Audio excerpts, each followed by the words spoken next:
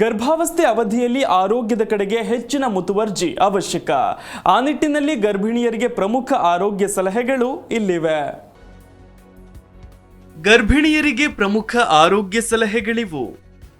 ಗರ್ಭಿಣಿಯರು ಮತ್ತು ಬಾಣಂತಿಯರ ಆರೋಗ್ಯದ ಬಗ್ಗೆ ವೈದ್ಯರ ಚಿಕಿತ್ಸೆಯ ಜೊತೆಗೆ ಅವರ ಮನೆಯವರು ಕೂಡ ಹೆಚ್ಚಿನ ಕಾಳಜಿ ವಹಿಸಬೇಕಾದ ತುರ್ತು ಇಂದು ಇದೆ.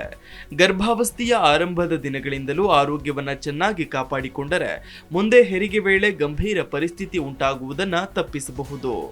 ಅದರಲ್ಲಿ ಪ್ರಥಮವಾಗಿ ಪೌಷ್ಟಿಕ ಆಹಾರ ಸೇವನೆ. ಗರ್ಭಿಣಿಯರು ಮೊದಲಿಗೆ ಎಲ್ಲಕ್ಕಿಂತ ಮುಖ್ಯವಾಗಿ ಆರೋಗ್ಯ ಕಾಪಾಡಿಕೊಳ್ಳಲು ಪೌಷ್ಟಿಕ ಆಹಾರ ಸೇವನೆ ಮಾಡೋದು ಮುಖ್ಯ. ಗರ್ಭಾವಸ್ಥೆಯ ಅವಧಿಯಲ್ಲಿ ಪ್ರತಿನಿತ್ಯ ನಾರಿನಂಶ ಹೆಚ್ಚಾಗಿರುವ ಆಹಾರಗಳನ್ನು ಸೇವನೆ ಮಾಡಬೇಕು. ವಿವಿಧ ಬೇಳೆಕಾಳುಗಳು, ಹಸಿರು ತರಕಾರಿಗಳು, ತಾಜಾ ಸೊಪ್ಪುಗಳು ಮತ್ತು ಗೋಧಿ ಯಥೇಚ್ಛವಾಗಿ ನಾರಿನ ಅಂಶವನ್ನು ಒಳಗೊಂಡಿವೆ. ಗರ್ಭಿಣಿಯರು ಒಂದೇ ಬಾರಿಗೆ ಹೊಟ್ಟೆ ತುಂಬುವಷ್ಟು ಆಹಾರಗಳನ್ನು ಸೇವಿಸಬಾರದು. ಅದರ ಬದಲಿಗೆ ದಿನಕ್ಕೆ 4 ರಿಂದ 5 ಬಾರಿ ಸಣ್ಣ ಪ್ರಮಾಣದಲ್ಲಿ ಆಹಾರ ಸೇವಿಸಿ. ಹೀಗೆ ಮಾಡುವುದರಿಂದ ತಿಂದ ಆಹಾರವು ನಿಧಾನವಾಗಿ ಜೀರ್ಣಕ್ರಿಯೆಗೆ ಸಹಾಯ ಮಾಡುತ್ತೆ, ಹಾಗೆಯೇ ಹೊಟ್ಟೆಗೂ ಹೊರೆಯಾಗುವುದಿಲ್ಲ. ಇನ್ನು ಸೀಬೆಹಣ್ಣು, ಕಿತ್ತಳೆ, ನೇರಳೆ ಹಾಗೆಯೇ ಮತ್ತಿತರ ಸಿಟ್ರಸ್ ಹಣ್ಣುಗಳನ್ನು ಪ್ರತಿದಿನ 2 ಬಾರಿ ಸೇವಿಸಿ. ಮೊಟ್ಟೆ, ಒಣದ್ರಾಕ್ಷಿ, ಖರ್ಜೂರದಂಥ ಕಬ್ಬಿಣದ ಸಮೃದ್ಧ ಆಹಾರ ಉತ್ತಮ. ಕಾಳುಗಳು, ಮೊಳಕೆಯೊಡೆದ ಧಾನ್ಯಗಳು ಹಾಗೆಯೇ ಚಿಕನ್ ಅಂಥ ಪ್ರೋಟೀನ್ ಭರಿತ ಆಹಾರ ಸೇವಿಸಬೇಕು. ಧಾನ್ಯಗಳು ಮತ್ತು ಬೇಳೆಕಾಳುಗಳಂಥ ಆರೋಗ್ಯಕರ ಆಹಾರವನ್ನು ಸೇವಿಸುವುದು ಒಳ್ಳೆಯದು. ಪ್ರತಿದಿನ ಚಹಾ ಮತ್ತು ಕಾಫಿ ಸೇವನೆಯ ಅಭ್ಯಾಸ ಸಂಪೂರ್ಣವಾಗಿ ತಪ್ಪಿಸಬೇಕು. ಯಾಕಂದ್ರೆ ಇದು ಅಜೀರ್ಣ, ಗ್ಯಾಸ್ ಮತ್ತು ಎದೆಯುರಿ ಉಂಟು ಮಾಡಬಹುದು. ಇದೆಲ್ಲವೂ ಕರುಳಿನ ಮೇಲೆ ಪರಿಣಾಮ ಬೀರುತ್ತೆ. ಇನ್ನು ಕ್ರಿಯಾಶೀಲ ಜೀವನ.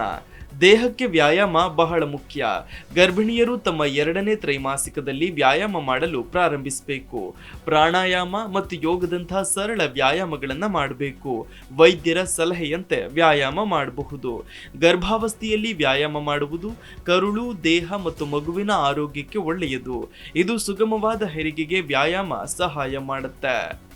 ಇನ್ನು ಗರ್ಭಾವಸ್ಥೆಯ 2ನೇ ತ್ರೈಮಾಸಿಕ ಮತ್ತು 3ನೇ ತ್ರೈಮಾಸಿಕದ ಹೊತ್ತಿಗೆ ಮಗುವಿನ ಬೆಳವಣಿಗೆ ಕ್ರಮೇಣವಾಗಿ ಹೆಚ್ಚುವುದು.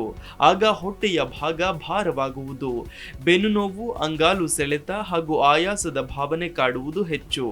ಅಂಥ ಸಮಯದಲ್ಲಿ ಗರ್ಭಿಣಿಯರು ವಿಶ್ರಾಂತಿ ಪಡೆಯಲು ಬಯಸುತ್ತಾರೆ. ಆಗ ದೀರ್ಘಕಾಲದವರೆಗೂ ಕುಳಿತುಕೊಳ್ಳುವುದು ಅಥವಾ ಮಲಗುವುದು ಮಾಡಬಾರದು.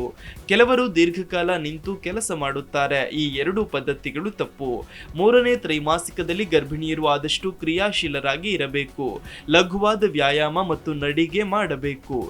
ಇನ್ನು ಸೂಕ್ತ ಕ್ರಿಯಾಶೀಲತೆಯು ಸುಲಭ ಪ್ರಸವಕ್ಕೆ ಪ್ರೇರೇಪಣೆ ನೀಡುವುದು. ಹಾಗೆಯೇ ಭಾರವಾದ ವಸ್ತುಗಳನ್ನು ಎತ್ತಬಾರದು. ಇನ್ನು ಧೂಮಪಾನ, ಮದ್ಯಪಾನ ಅಥವಾ ಮಾದಕ ವಸ್ತುಗಳ ಬಳಕೆ ಒಳ್ಳೆಯದಲ್ಲ. ಇವುಗಳಿಂದ ದೂರ ಇರುವುದು ಒಳಿತು. ಇದೆಲ್ಲದರ ಜೊತೆಗೆ ಗರ್ಭಿಣಿಯರು ಮನಸ್ಸನ್ನು ತಿಳಿಯಾಗಿಟ್ಟುಕೊಳ್ಳಬೇಕು. ಯಾವುದಕ್ಕೂ ಚಿಂತೆ ಮಾಡಬಾರದು. ಗರ್ಭಿಣಿಯನ್ನ ಮನೆಯವರು ಚೆನ್ನಾಗಿ ನೋಡಿಕೊಳ್ಳಬೇಕು. Desk bureau, G Kannada news. G Kannada news ಈಗ ನಿಮ್ಮ ಮನೆಯಲ್ಲೇ ನೋಡಿ. ಎಲ್ಲ ಕೇಬಲ್ಗಳಲ್ಲಿ ಈಗ ಲಭ್ಯ.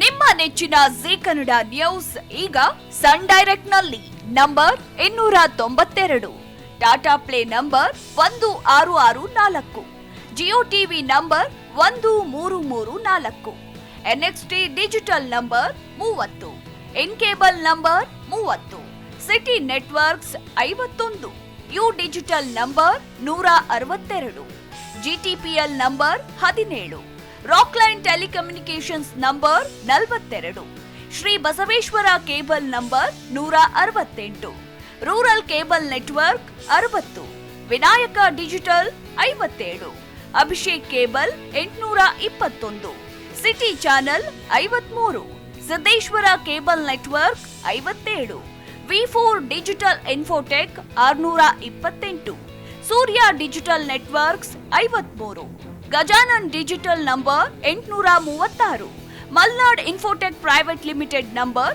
56, Metrocast number 830, victory digital number 167ರಲ್ಲಿ ನೋಡಿ ಆನಂದಿಸಿ.